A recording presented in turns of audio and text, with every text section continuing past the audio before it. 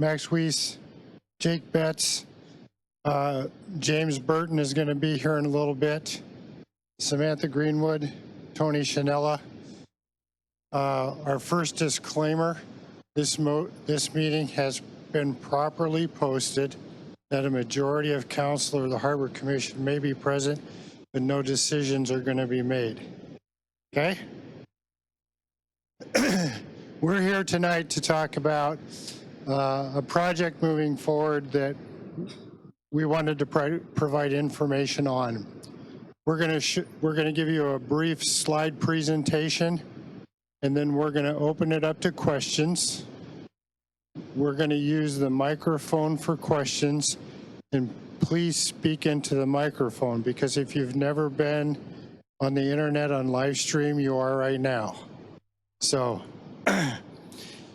be nice, and we'll try to get you as much information as we can. So we provided first pictures here to show you what many of you already know, the conditions of our harbor. The project that we're speaking about we've been asked to apply for a $5 million state harbor grant. Those are held in reserve. There are communities across Alaska have used those for harbor improvements. We have not taken advantage of one of those yet, because the issue is you have to have $5 million in match to go with it. We tried in early February of last year. I've been here 2.5 years, and during that time we've gone through this a lot, and I've got some slides for you, but we were asked by Murkowski's office, and we were asked by the economic development at the state level to submit a funding package for economic development when President Trump was initially talking about his $1 trillion infrastructure plan. So we've submitted a number of things in the last 2.5 years, but this is a real solid project. In 2017 early, the City Council engaged in a strategic planning effort. What does that have to do with a harbor grant? Well, our overriding goal is economic sustainability. Can we do what we want to do with basically the resources that we have available locally? So we've been working on that in budgets for the last 3 years, trying to reach that. Well, part of that is we have a financial plan, and that financial plan, you can see the second from the bottom, it says pursue grant funding. Okay, James Burton's here. Pursue grant funding. So that was included in our strategic plan in 2017. Under our economic development part of the strategic plan, you can see fishery support, third from the bottom, harbor improvement, and growth. And our strategic work plan for 2019 includes the harbor loan and grant project. So in the 2.5 years I've been here, this has been a constant theme. In addition to that, we have, since 2014 that I can find, at the state level they have CAPSIS, and that is the state project plan where the state gave money every year, and everybody would go to Juneau and lobby for money to support projects locally. We've submitted some form of a harbor project every year since 2014. So this is something that's been ongoing and that we've been working on. Do you want me to show the next slide, Sam? Including this resolution passed in 18, similar resolution passed in 17, and many of the years beyond that, that puts port and harbor renovations at the top of the list for the council's priority. Every quarter. Yeah, it goes every quarter. So you can see that this has been an ongoing theme. Sam and Tony have put together a presentation, and I'll let them take you through that, and then after that, we'll be happy to answer questions.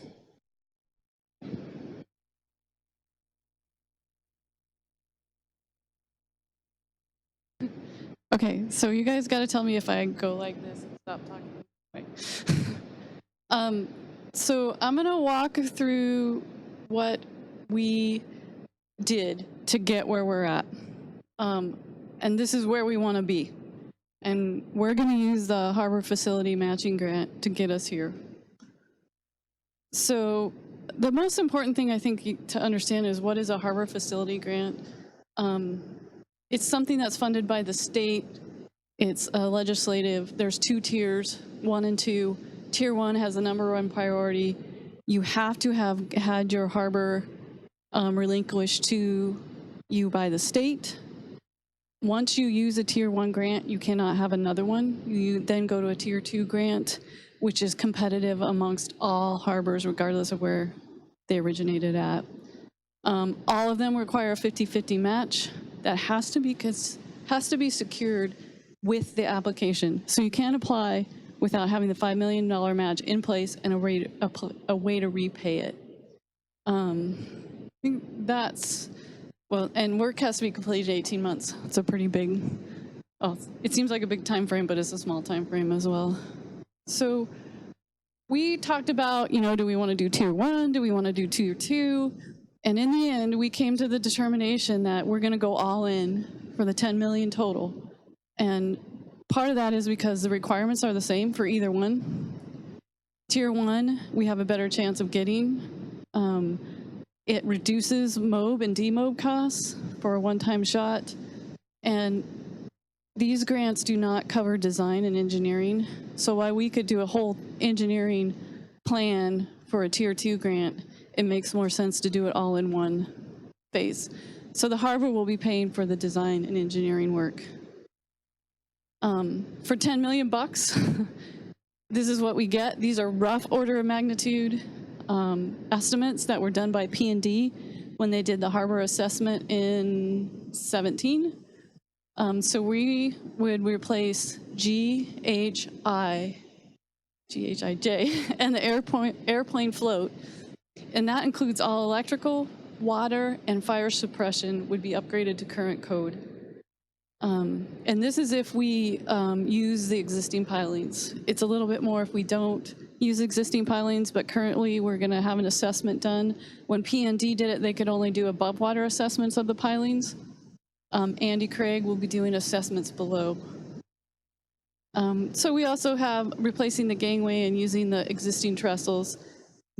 And that is to provide better, less steep gangways and come into compliance with ADA code. And then, of course, you got to have some administration and some contingency. So there's a couple totals. And, of course, these are rough, and things could change. But the end goal is GHIJ and airplane float. To replace the entire South Harbor, 17 million. Okay, so this is what we got to have in order to just apply. We have to have proof of the $5 million match, which is the bond. We have to prove how we're going to repay it, which is the 5.5% fish tax, and wharfage rate increases, harbor fee increases, and that's it.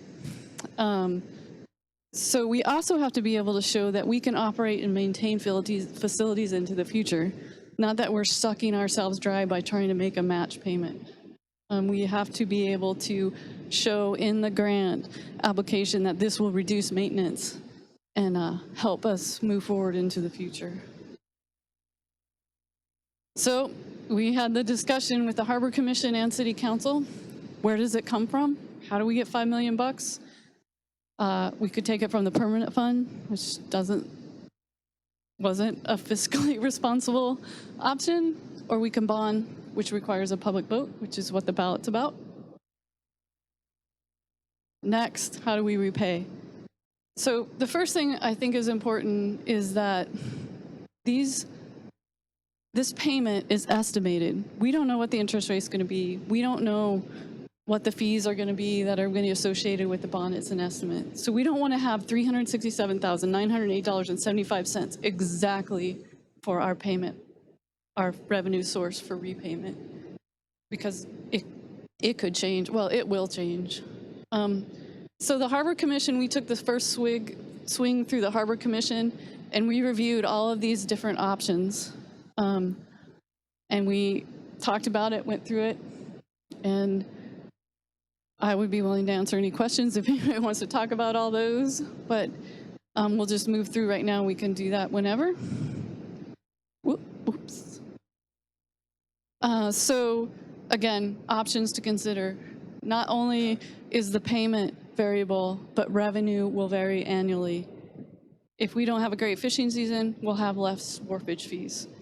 You know, it's going to be a variable all the time, so we really want to make sure that we have enough money coming in to make that bond payment.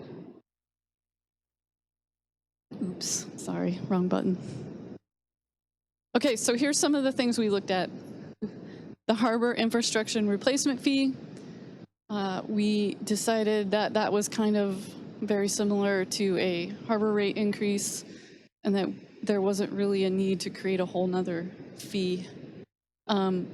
We did review the wharfage fee per gallon, and when we originally talked about it, we were looking at 2 cents, which generate about 112 a year.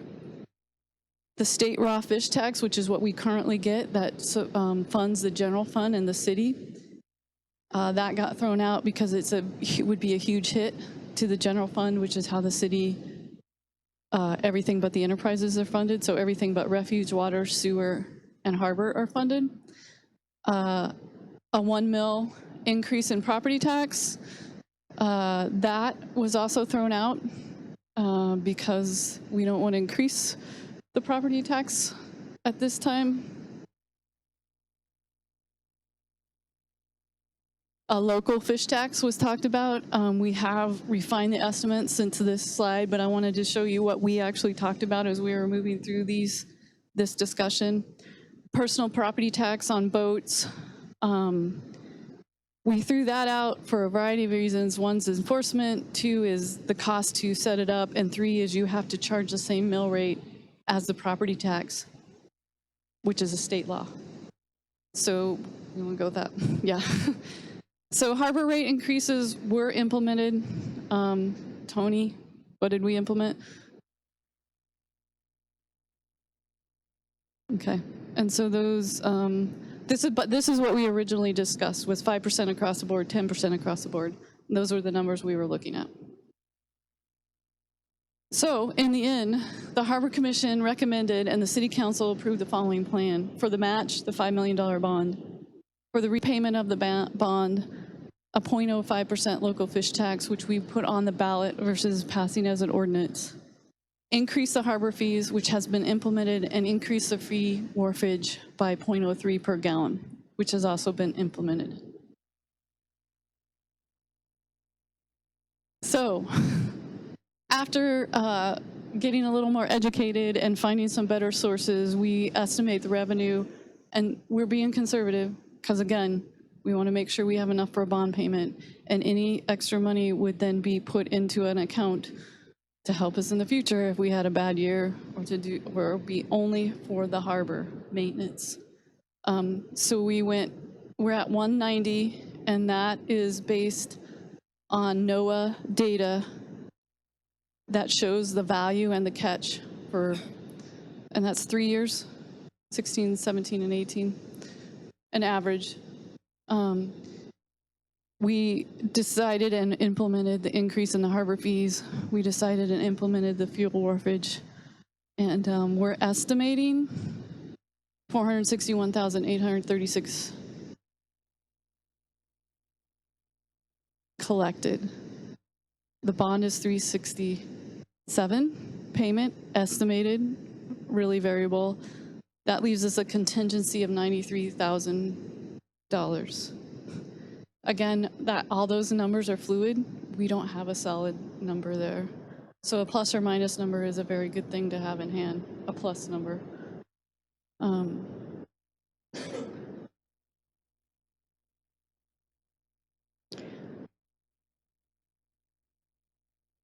Yeah, and I would guess it'd be fair to say that not only if you were down on fish tax, you'd be down on wharfage, right? You know, you're not going to be pushing much fuel across the dock. So the fuel is, everyone pays for the fuel increase fee. It's what comes across the dock. Doesn't matter who gets it. So it's a flat fee onto the fuel coming across the dock. So in order to incorporate all users or all users and all people in Cordova to a point, that was one avenue we took to get there, because the fuel, I hate this word, wharfage, hits everybody across the board. There's no exemptions, there's no nothing. Yes, please. Just so it's clear on the wharfage, fuel oil wharfage fee, it's as Shoreside pumps it to their manifold, to their tanks. There's 3 cents added to each gallon. So it's at the gas station, it's for home heating fuel, every kind of fuel. It's not just a fisherman tax or a state tax or whatever. It's a wharfage fee that absolutely everyone pays. Okay. Okay, so here we are. We're at the ballot. And I think there's been a little bit of confusion here. We want to make sure that it's understood that Proposition 1, which is the bond, is directly linked to the fish tax. If the fish tax fails, the bond fails. We don't have a repayment source for the bond at that point. Now, if Prop 1 fails and the fish tax passes, the fish tax will be implemented. And we will go to Plan B, trying to figure out how we can fix the harbor with the revenue generated with that, or we save and go try to reapply. We'll go to Plan B. We don't have a Plan B, but we'll try. Bill. It is. There's no sunset, and the logic behind that is that we get this done, and we're not even completing the entire harbor fixes because it's estimated at 17 million. The grant is capped at 10, and then the North Harbor is going to be ready. So we'll keep moving to get these upgraded, and in the ballot, the fish tax says, including without limitation payment of debt service on bonds for the harbor and related capital projects. So it's harbor-related capital projects. It's only going to the harbor. So just to summarize that, if the bond fails and the fish tax passes, we'll go to Plan B. If the fish tax passes and the bond passes, the bond's still done. We don't have a repayment source for it. Did I say that backwards? Sorry. So if the bond passes and the fish tax fails, the bond is done. I can't remember if these are just what if we win? This is some things that'll happen in the future. DOT is the state entity that deals with this grant, and they will review all our engineering designs, bids, and contracts, which will be produced by an engineer. They also pay out the grant, the $5 million in this percentage, so the contract will be written like this, with signage of the contract, 10% of the total will be awarded. So that'll be our part and their part, and it'll be awarded. And then they hold a contingency of 10% payment, which is a pretty common contract thing. And then one more for what happens. Okay, again, the harbor would pay for the engineering and design out of their own maintenance fund.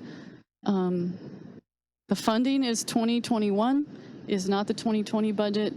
2020 budget funds what was awarded this year. It's state fiscal years. It's kind of different. The state is very involved in the project. They will come and they will inspect, and they expect progress reports from the contractor. The grant also pays for an owner representative to administer the contract, which will be somebody here on site the entire time, making sure things are done correctly and to the state standards. Once we sign that contract, that agreement with the grant, we have 18 months to complete the grant. Very few exceptions come unless there's some delays in delivery or some things that you can't really control. And that's all I got. But we can answer any questions you want. These guys have been involved in the whole process. Mr. Burton, Mr. Burton's been involved, so ask away. But you have to talk into the mic because we're streaming it, and if you don't talk into the mic, they can't hear it.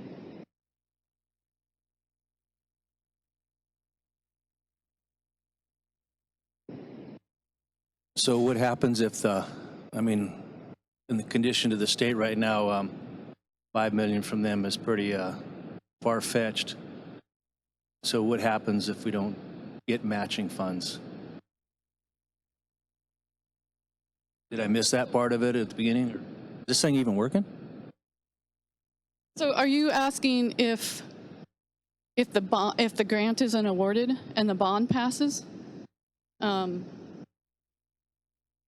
We can use the 5 million to fix the harbor with which will be half the project we've talked about. We can choose not to buy the bonds. We could wait and apply again next year. There's options that way. Just because the bond gets passed, you don't have to spend it that day.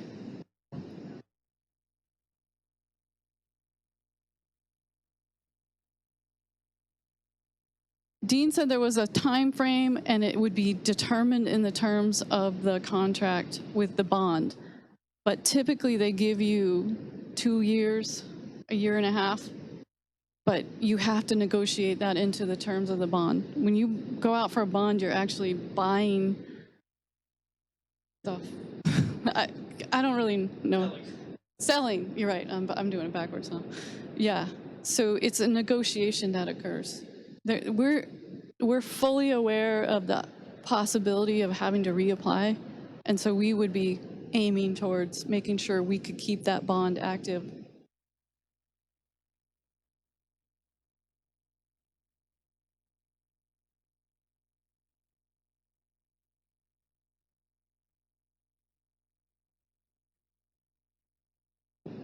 I was just going to say the final determination of that linkage between the bond and the increased fees and taxes would all be determined based upon, our success in getting the bond or the grant, the terms of the bond that we could arrive at.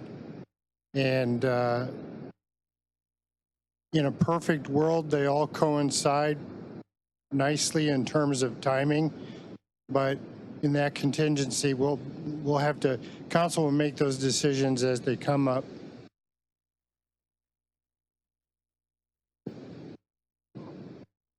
A couple questions.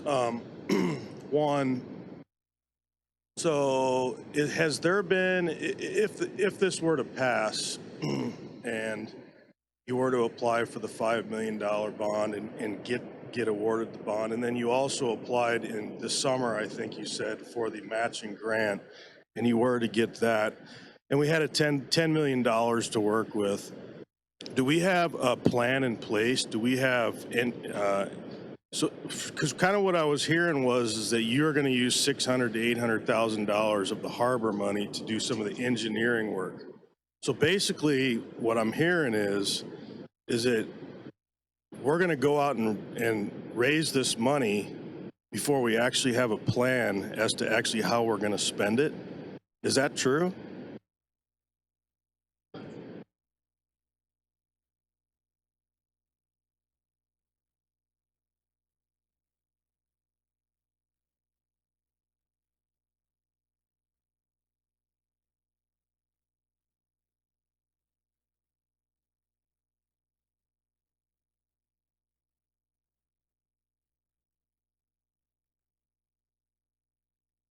Okay.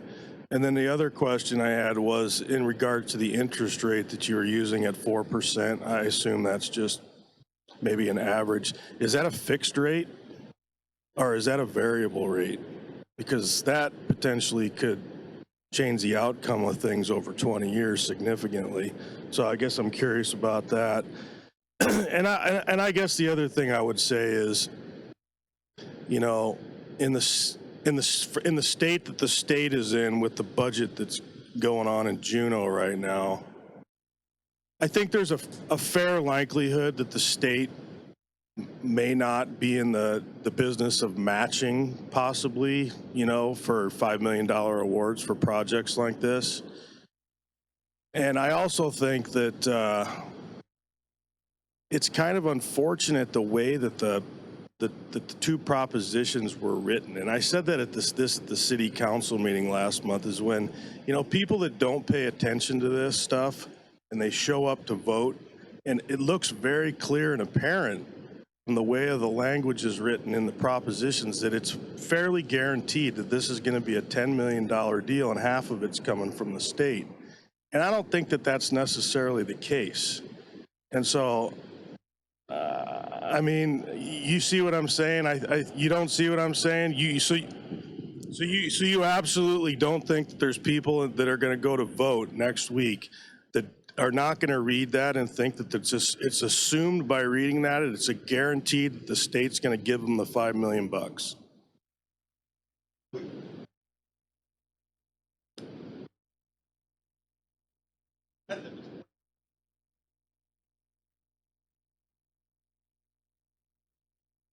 Tell me if I'm wrong, but from what I got out of it when we discussed it at the council was that this just gives us the authorization to take out a bond. It doesn't say that we're going to do it. We can go put in for the state grant.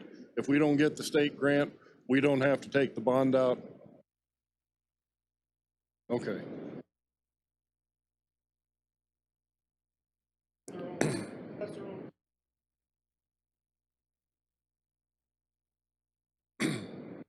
But I don't know that we're corralling ourselves into any kind of corner.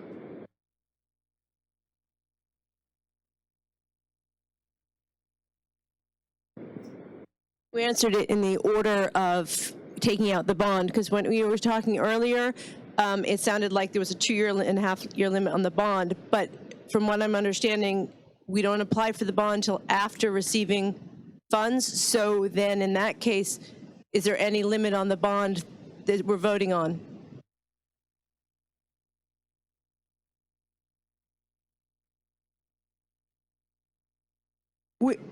Right, we have to have the ability to get the bond, but do we have to sign the bond? Do we have to actually take it? We have to have revenue, I understand, to pay it, but do we have to enter into negotiations for the bond prior to getting the matching funds?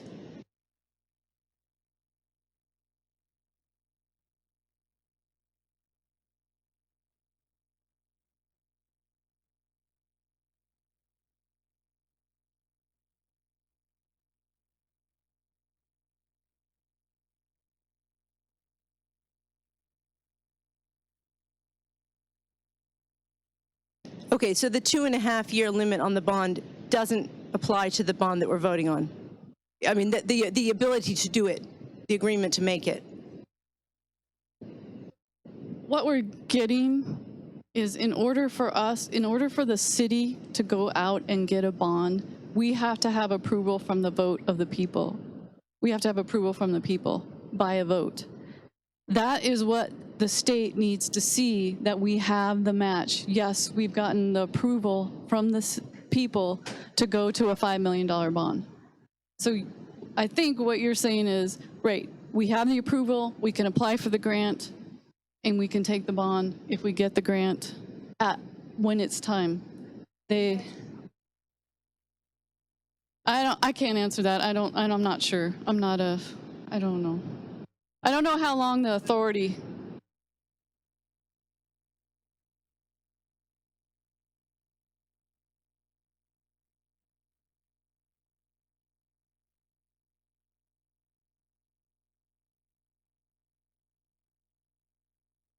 Right, and I don't know if the authorization of the vote of the people is forever.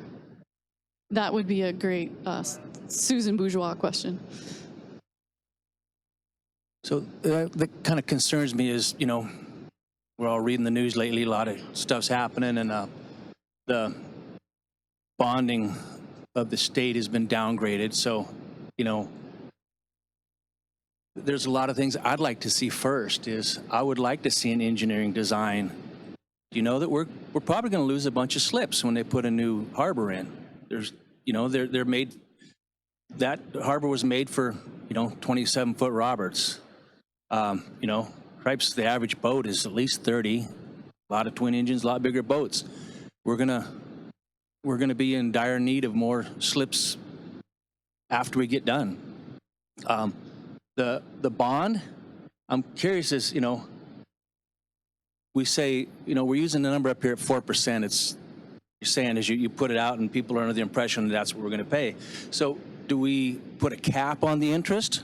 That look, if we're going to raise these funds and we kind of figure out through mathematics the numbers, amount of money we can get, but then the interest rate goes up 1 or 2%. It's not, you know, on a $1,000 loan. It's on a $5 million loan. It goes up considerable. So, you know, I would like to see engineering and design and what other permits we have to go out. Do we have to do environmental impact studies? What other things? I want to see a business. I want to see a plan. Do we even need 10 million?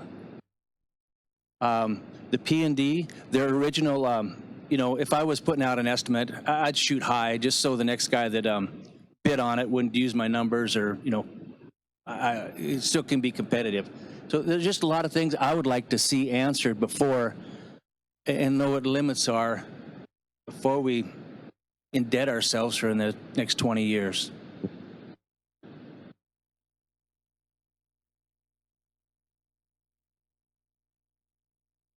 I guess the first thing I'd say is you were on Harbor Commission and on council when we did a lot of this work and a lot of the strategic planning, and we started talking about this. And then when it comes to plans, P&D has drawn up, I don't even know how many different sets of plans that are scaled from, go down to the harbor master's office and look at it. There, hang on, give me a minute. Did you miss the first part of the conversation where we explained what this did? Which floats it was going to replace? G, H, I, J, the aircraft float, using the existing pilings, and then leaving the trestles there, but replacing the gangway so they were compliant and better. But there have been, I don't even know how many drawings done that range from fixing kind of each float and individually, listing out what it's going to cost to do G float, all to like an all-in entire new basin, expanded basin, different T-docks down there for Coast Guard cutters. It goes up to 74 million for different ideas.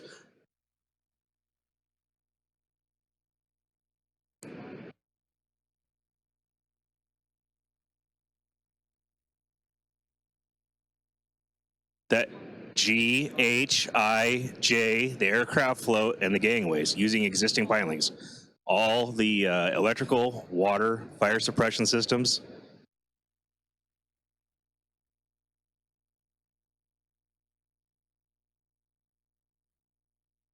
The drawings, like for like, yeah. Yeah, that's.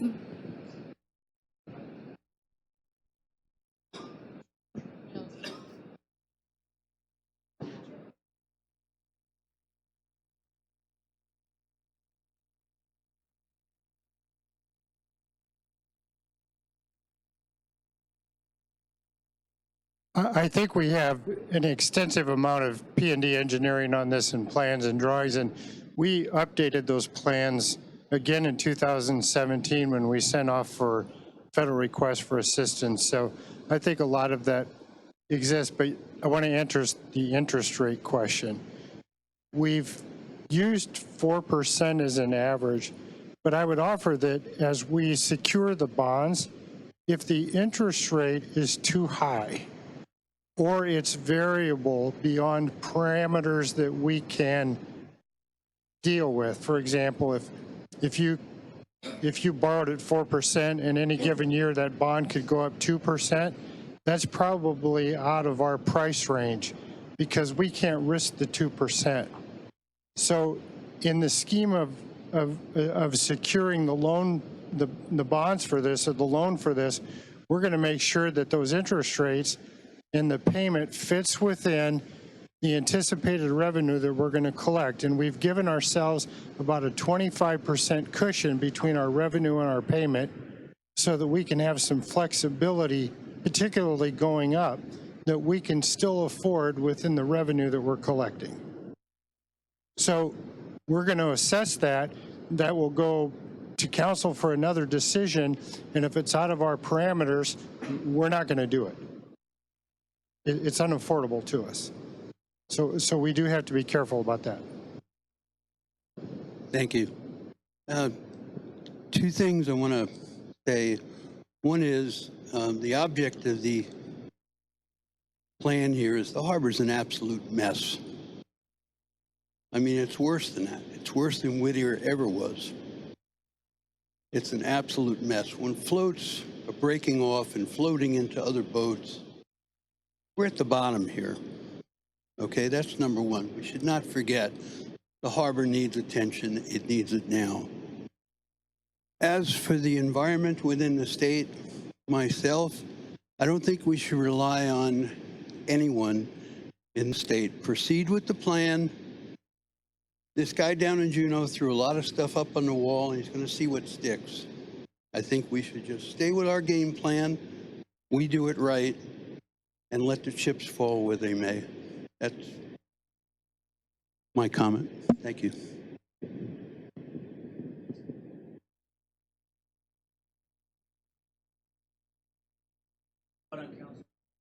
This was my project. I fought really hard to get any and everything, DHI to make plans. We're going to have a sidewalk around the harbor. I fought hard. There was other things more important. We're sitting in it. It got other monies and stuff. Things kept getting put off. So I'm singing those things of the harbor's in disrepair. I know about the electrical, on and on and on, but we don't really do much. You know, we've started doing some replacement and stuff, but it's just going to be a tough go here. And to spend $5 million of our money and where the chips lay, I'm looking at a lot of other things, the bigger picture. I'm already assessed 3% on my gross. Now I'm expected to take another 0.5% on my gross. Other fisheries, I've got to pay all sorts of fees. I own property. I pay my property tax. I pay sales tax. I mean, my mortgage is going to go up again. I mean, and if we only get $5 million, if someday later you get the other $5 million from the state, now they have to mob and demob again, bring the equipment in to do this. So it isn't going to be 10 million. It's going to be that much more. So that was my initial question is, do we have to take the bond out if things aren't, the chips aren't going to fall where we want them to? Do we I mean, I know with the travel lift, it took 20 years for that bond to finally go and get a travel lift. A lot of things happened in between. So that was my point is I don't want to tax myself out of here, and I don't want to go in $5 million worth of debt. And I mean, come on, really, the state, they want to take our raw fish tax. They don't want to pay the school bonds and on and on and on.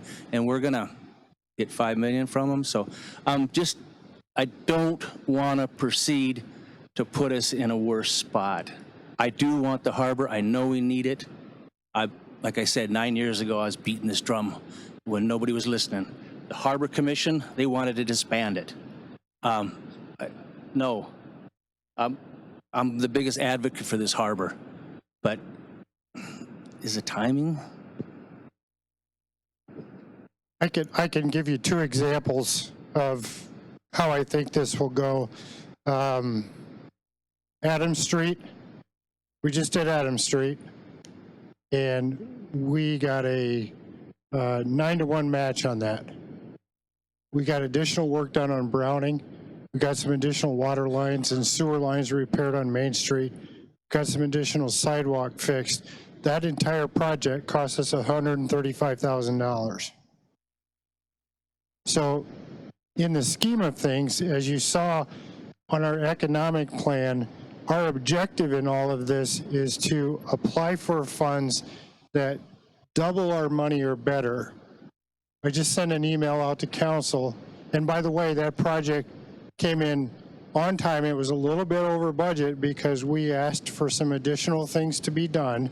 It's about 20,000, 22,000, I think, that was over the budget on that we bore as a city because, and we had funds budgeted for that because we wanted to do some extra things. The other project that we just recently completed was the multi-million-dollar LT2 project that did ultraviolet to purify all of our water. That worked out very well, came in on time and on budget. And that was state money, or was that federal money? That was state money. So we're pretty confident that if we can gauge the interest rate and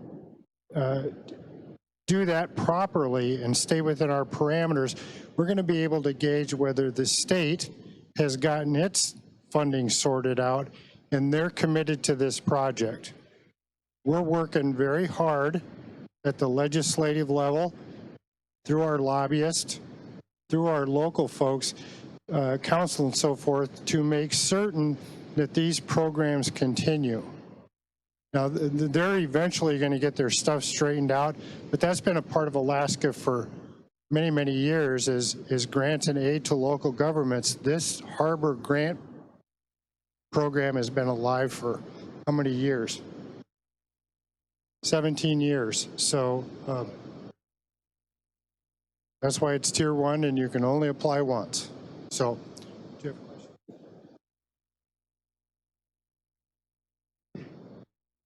question? Hi, I'm sorry if this was already answered since I kind of came in late, but what the gentleman over there kind of brought up kind of reminded me of the question I had, which was, how does the fish tax, the cumulative fish tax we already have, combined with this one, relate to other cities, and is that going to affect whether or not fishermen are going to continue to want to come into this harbor? I mean, obviously, some of them definitely have the whole thing of, they live here, so it's convenient. But, not everyone lives here who comes in to fish here. So I'm just curious how our current fish tax plus what the new one is going to be compared to other cities like Whittier or Valdez. I don't know the answer to that, how it's comparable. I do know that the other fish tax is a state fish tax that we share half of. So I don't know what the rate of collection is on that. It's the same everywhere, but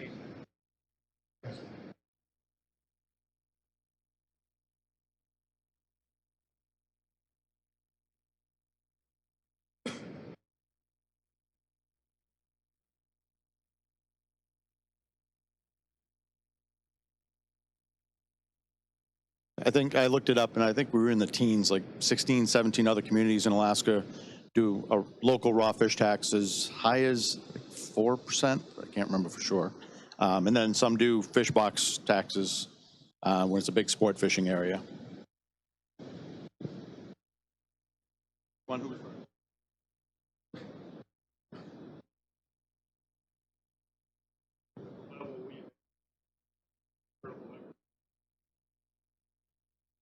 Yeah, Kenny came in and had a sheet with a list of the different communities, and I think Dutch Harbor was like 3% city, and then I think Igigik, like Bristol Bay, that's 5% for all of Bristol Bay, and then I think Igigik had another like 4 or 5% on top of that, so they're at like 9%. So there are quite a few towns with it. I don't think Valdez or Whittier have one though. For that, Matt, for Tara's question.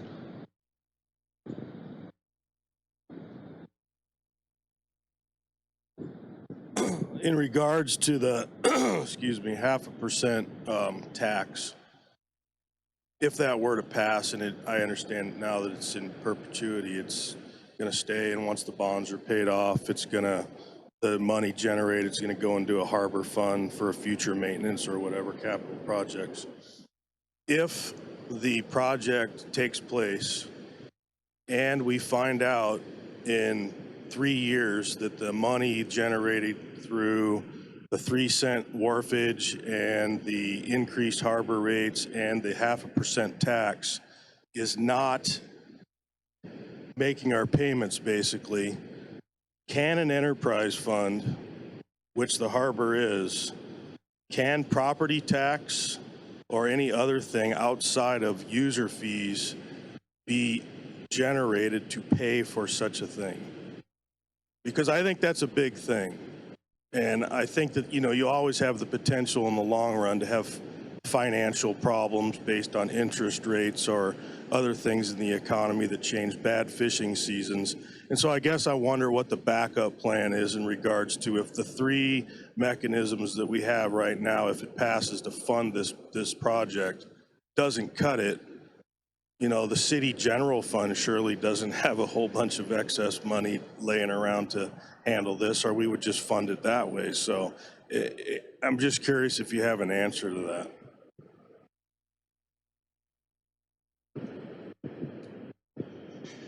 Well, I can't speak for the council, but what I would be hopeful is that we've obviously allowed enough room for it to work.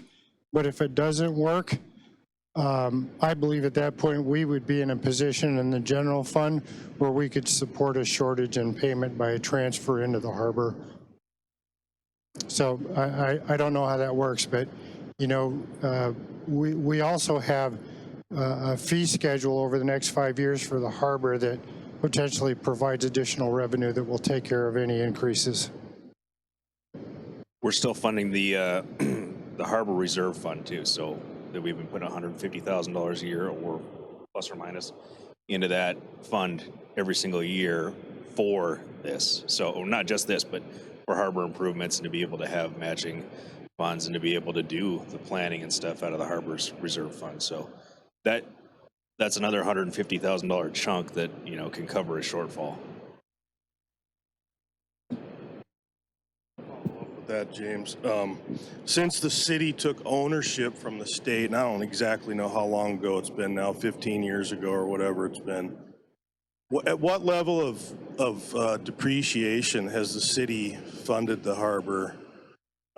Because typically businesses, look at the long-term depreciation of their assets and they fund that appropriately. So when situations like this happen, is that the $150,000 that you're talking about? Is that what we're funding, or is that the funding level for the harbor? Because, I would have to guess that it would have to be $1 million a year, and I'm sure that that's not happening. So maybe you could answer that.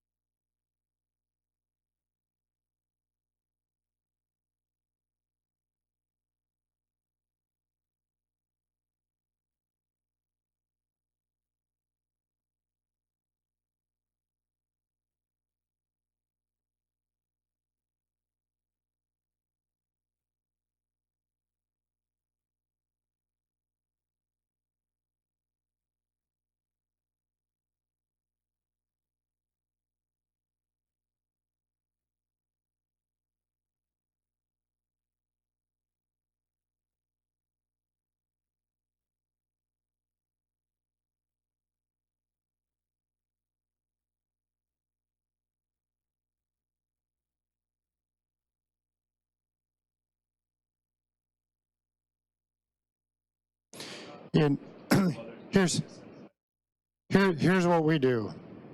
We have unfunded depreciation for the harbor. In 15, it was 768,000. In 16, it was 765,000. I don't know what it was in 17, but $750,000. The asset is depreciating every year, but it's unfunded. But we put 150,000 into a cash reserve account, and that has a fund balance in the neighborhood of $1.2 million right now, I think.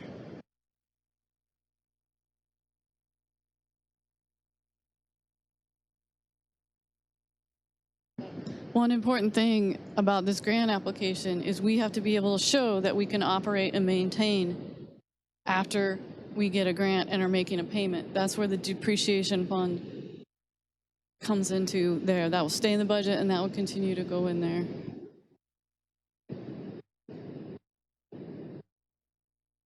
So I just had two questions, and maybe these have been answered at council meetings, but when you have a grant, you usually have a timeline you have to follow. Is there any room for negotiation should something happen that would extend past those 18 months with the state getting that grant? And then my second question was, how would the overall change of like exchanging out stalls and stuff affect access to the harbor in general? I can answer the first one, right? They do understand logistics of remote places. The state does as far as 18 months. So there is some negotiation there, but they don't want to see these projects going on for 10 years.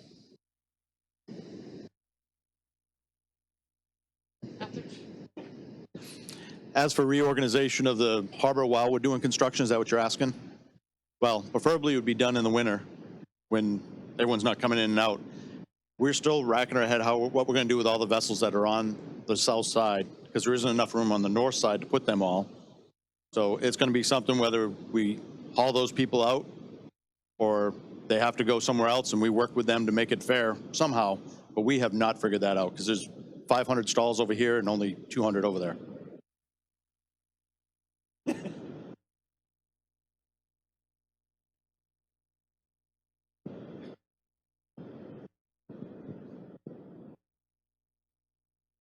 So I understand that the piling situation is not calculated right now into these numbers. And I understand that that's going to be surveyed. I mean, I don't know how many pilings that is in the North Harbor, a couple hundred, you know. Piling work is very expensive. I mean, very stringent requirements on what kind you can use, and depends on the depth of the harbor and bedrock and all that.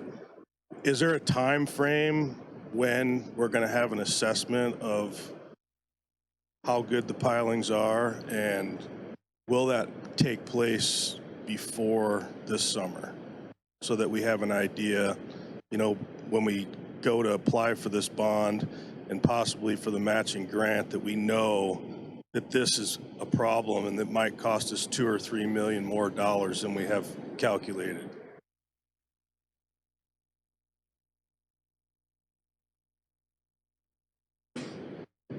I just wanted to say I think the cost estimate was $350,000 to $400,000 for the.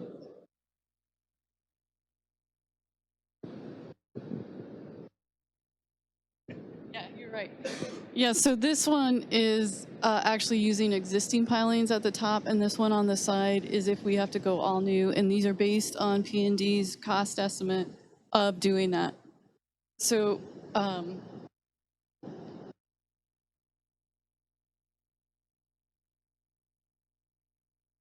Yeah. I mean, where are we at?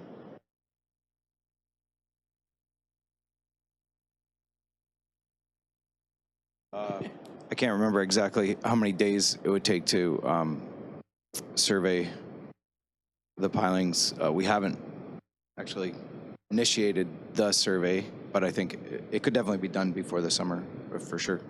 It's like a week, roughly.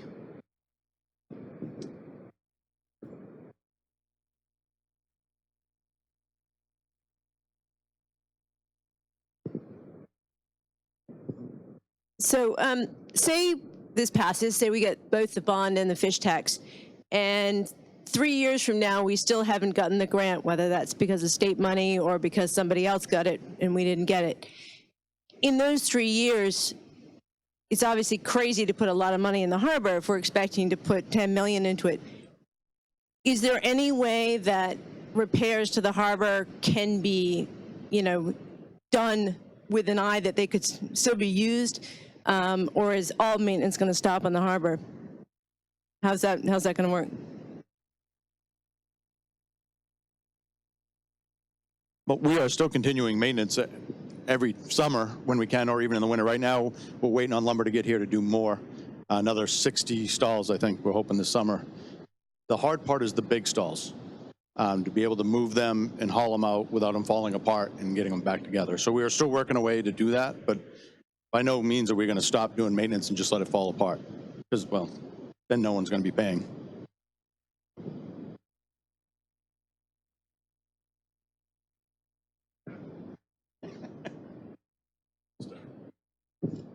So in regards to administration of this, because obviously the processors are going to be the ones that are collecting the tax and then forwarding that on to the city. So have the guidelines been developed for how often the processors will report, things of that nature? If this passes, when will the tax go in? When will it take effect? Will it happen this summer? Will we have to start? Well, when will all that be done? Is that going to be after the fact, to see it after it passes, or has that already been established? As for when the tax is collected from the processors, in my opinion, I don't know if it's a regulation, what we have to do, but at the end of the season, I mean, long before it's January 1st, the payments are made on it. So nothing's been determined on how the taxes will be collected. I think we'll look at things like, when's the bond payment due? How are we going to make everything flow easily? Dean is our interim financial director, and he has begun looking at other cities and looking at how taxes are done elsewhere, and we'll start to move through that. Well, we are starting to move through it and get our head wrapped around it. And then after the vote, we'll dive in head first. And we are more than open to talk to processors and see how we can work with them in the best way.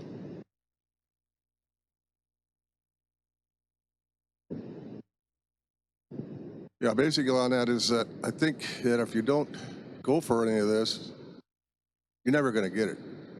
I mean, if you don't try to get one, you don't apply for it, you're never going to get it. That's not how it works. They just don't come up to you and hand it to you. If you don't apply, you're not a chance. Another thing, I don't know how long it takes or anything, but if we don't get this maintenance caught up on the harbor, I don't know how it goes where it becomes unsafe and where the city liability or anybody's liability and let anybody on it. So how many years we have before we're condemned and you can't even use that harbor? Right now, I don't know, even if we get the grant and everything, it's be 4 or 5 years, whether the harbor lasts that long. So that's my point. We also have our attorney who's familiar with these based upon other clients that they have, a collection of a raw fish tax. I just signed a form a week ago when she was here to get confidential information from the state that we haven't received previously. It's going to be available to us that will help us develop that methodology.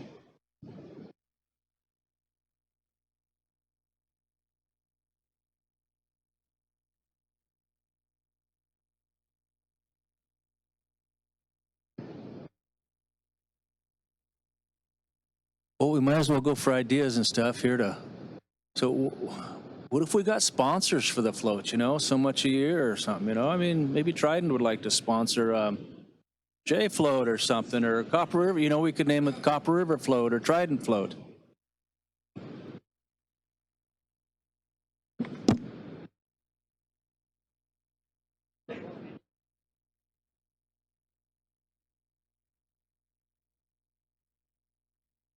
Copper River say they were going to sponsor the first one?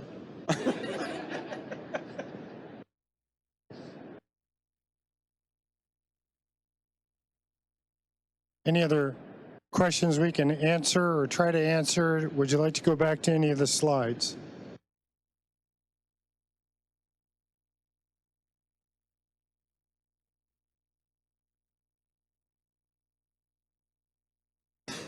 How about if we just send one to you? If you send us an email, we will send you the whole thing. Yeah, we can put it on the city site. That'll work. We'll do that tomorrow. Okay.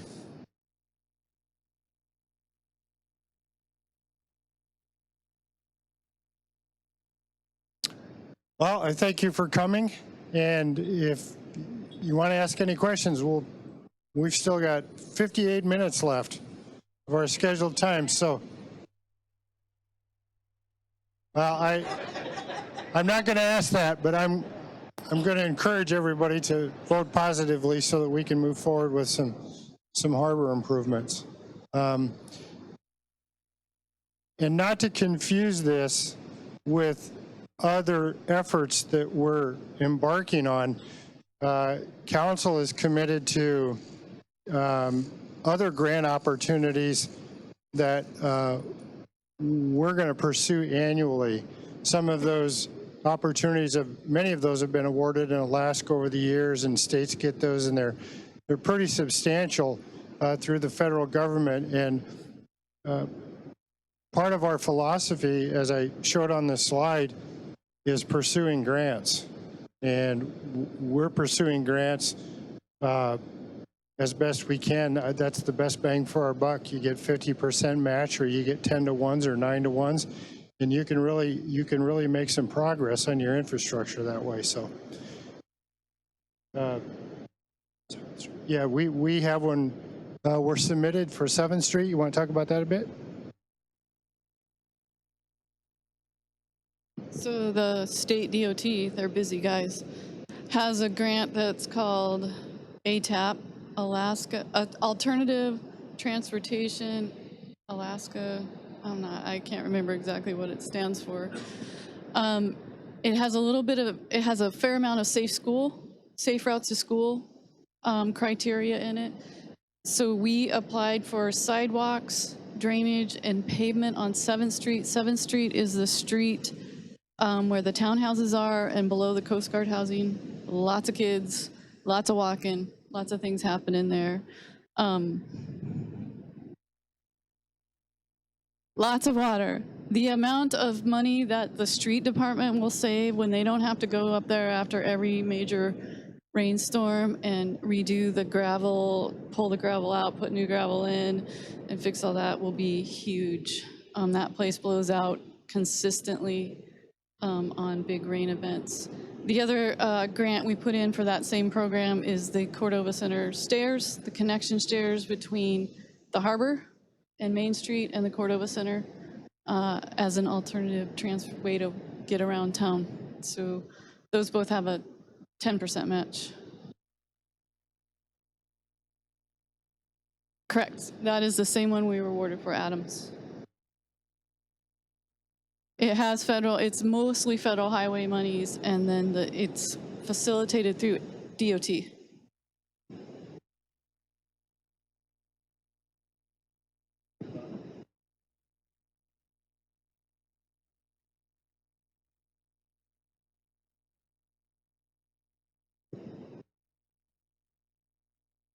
Well, we've talked about a lot of projects. I don't have a good answer for that right now. We just got notification of another state grant program that's available to us, and we were just calculating the match on that is 9 or 10-to-1. And we were kind of amusing ourselves with thinking about redoing Railroad Avenue through here, 2nd, 3rd, Council, Browning up the hill for a 10% match. You know, if you had a $10 million project, all of that would only cost you $1 million. And this single road out here costs us $2.5 million. So the bang for your buck is tremendous. And with those projects, you get curb and gutter, new drainage, sidewalks, the whole works. So all those things are available to us, and that's really our pursuit. That's why this project at a 50-50 match, particularly for the harbor, because it's the priority and it falls into that match category, is a good project for us. I guess the the point that I was wanting to make with bringing up 7th and talking about these other, the Adams Street grant is Harbor Commission, City Council's been working really hard to try to maximize the effect of local dollars. So if we can put those to use when we get these 9-to-1, 10-to-1, or in this case it's an equal matching grant, we're maximizing every single penny that the people in this town contribute to what we have for infrastructure.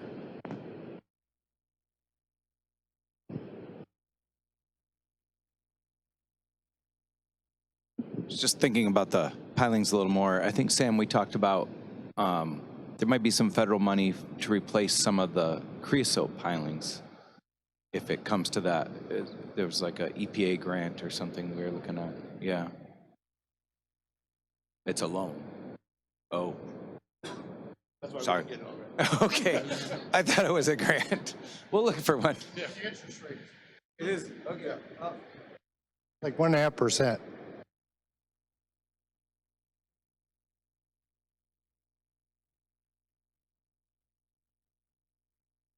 All right, thank you. Thank you. Grab a cookie on the way out. And we'll put it on our website.